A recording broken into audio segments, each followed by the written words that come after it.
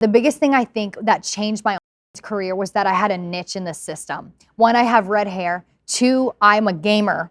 3, I love anime. And I'm a cosplayer. So I put all of that energy into creating Nala. You're a weeb. I'm a weeb. Is that what is hardcore that? weeb. So I learned that term because you're the second weeb that's been on this show. The first one was Archduke Edward Habsburg, the Hungarian ambassador to the Holy See, and the second one is Nala Ray. So you're into all this weird nerdy stuff. Weird stuff, and that's what made you $1 million a year starting day one. Yeah, I just think that no one was doing stuff like that on at the time, and I was just like, let's try it, you know? And I started in mainly on my cosplaying, because my biggest thing that I sold was that I'm not just one girl, I'm multiple girls. Because So when you cosplay, changing costumes? hair, makeup, I wear fake contacts and outfits. So I completely looked like a different person. And so had characters kind of to each character kind of thing, like their own personality almost. Okay. So I was like multiple women in one. 2 for the price of 1. There you go. Yeah. So that was like my selling point, was just kind of that. And the first month I was only selling like lewd pictures, and that was about it, and talking to them on. I didn't get into porn until like quite a few months later. I was like really trying to think about it first because I was getting so many offers to start or doing more and more for more money. So you were making 85 grand a month without, it was just naked pictures basically? That's it. That's literally it. So, wow. And sexualizing talk with them, but that's about it. Like from the comfort of my own home.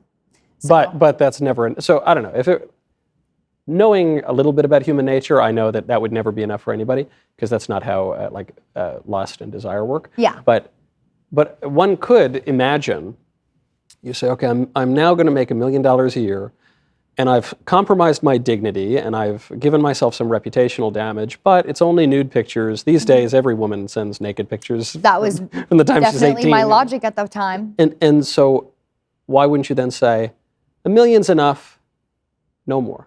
I'm only going to keep doing this. I'm not going to go further and make full videos. What's crazy is there was like a time in that period before I started that my parents had found out. And how did they find out? So it was a crazy circumstance. I was out to dinner with my parents, just me and them, and a waiter came up to our table and was like, "Are you Nala?" And I was like, "No, like absolutely not." And all my mom had to do was Google the name Nala. There's no other Nala out there, nothing. And it showed everything, like my Twitter. So Nala is your stage name? Mm-hmm. Okay, I wasn't sure. Yes. Okay, so she had never heard the name Nala. Nothing. But this guy, also what a creep. I was so angry. I was like, can you not see that I'm with my parents? But even then, even if you were alone or with friends or something, yeah.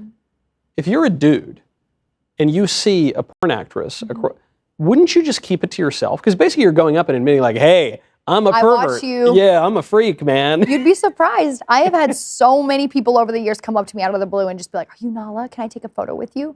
I'm like, you know what, sure. Like, wow. It's part of the business, unfortunately, but there are a lot of people who have come up to me, a lot.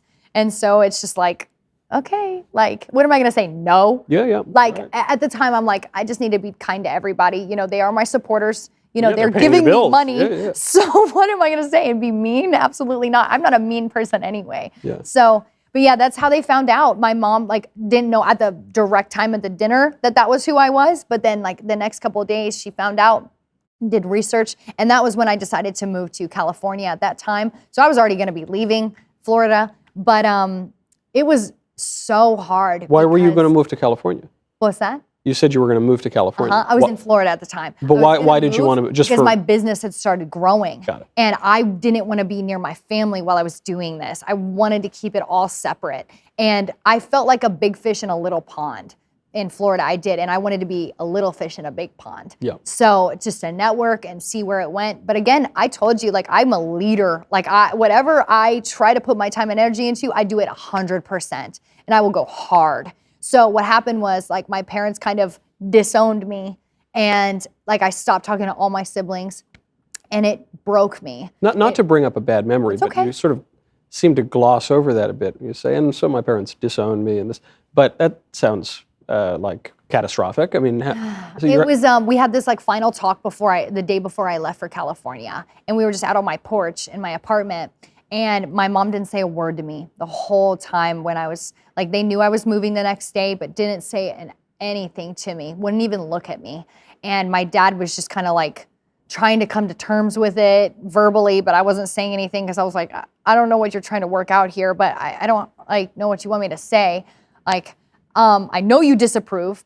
I just want to know if you still love me. Yeah. But I didn't ask that directly. But the one thing that my mom said before they walked out the door was just like, I hope you're happy in your endeavors. And then just left. And it broke my heart, truly. Ooh. So.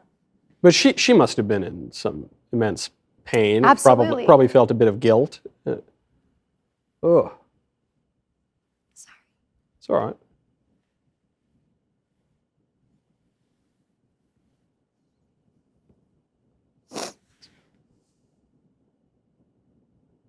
It's a very dreadful thing all around.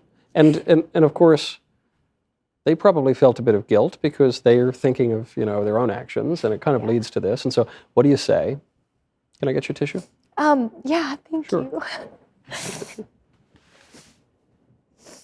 I think the biggest thing is that I've never really dove into that feeling, never talked about this.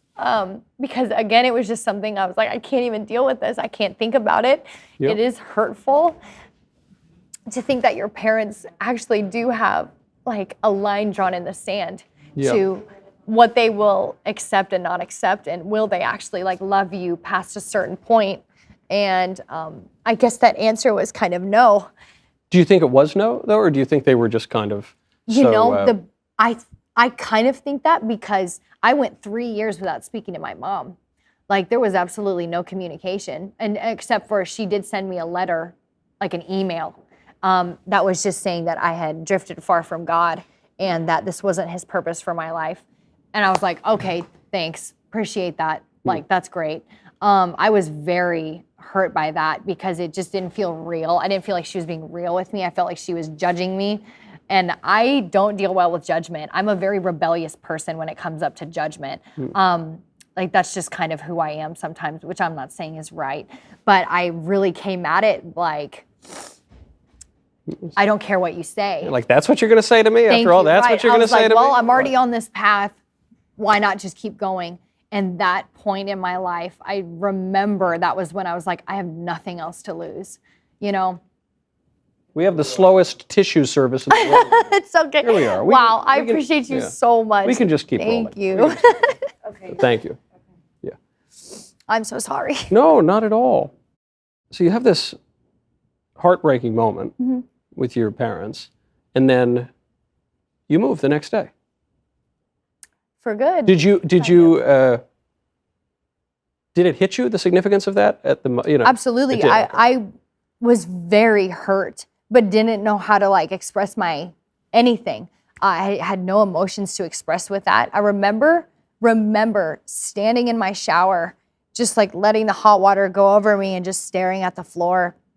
I wasn't crying, I felt nothing.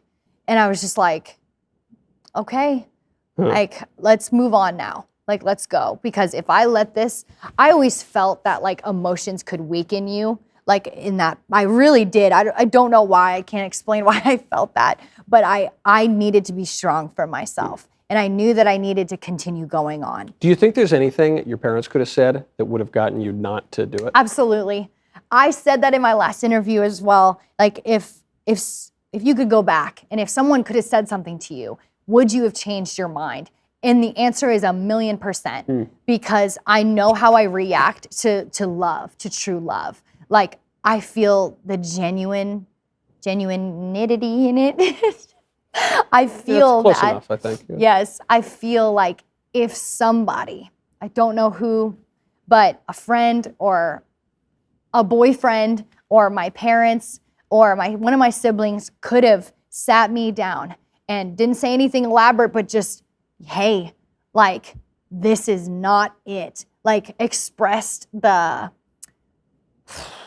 the warning in this, like warned me in any manner, because I didn't know anyone in the field, nobody in yet. I'd only just kind of had people around me that were in my previous life, and that was it. But I didn't have any friends, like no friends at all. I was just kind of working every single day, and that was it, in my little apartment with my dog. Like that was it. So I wasn't really like in the outside world. I was just kind of in all the time. Just you and a computer, basically. That's it. And my iPhone, like that was it. And like I had sets kind of set up around my home to do like different cosplay shoots and stuff, but that was it. Like my home wasn't even look like a home. It was like a big studio.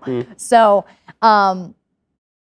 if someone would have said like, hey, you are worth so much more than this, or I was really struggling with insecurity at the time and thought that was like why I needed the attention, and the attention did feel good.